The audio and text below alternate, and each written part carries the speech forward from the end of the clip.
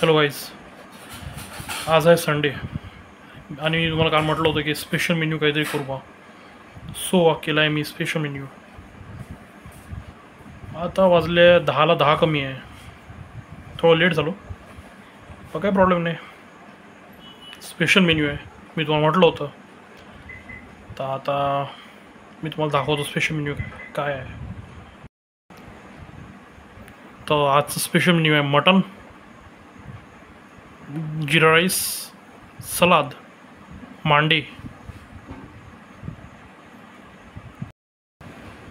चला मग एक घास खाऊन पाहू कसं बनलं आहे. हा घेतला मांड्याचा घास.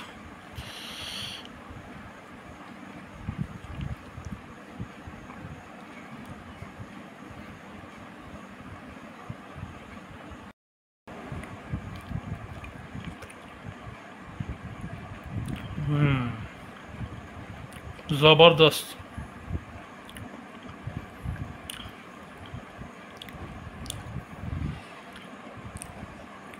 Okay guys,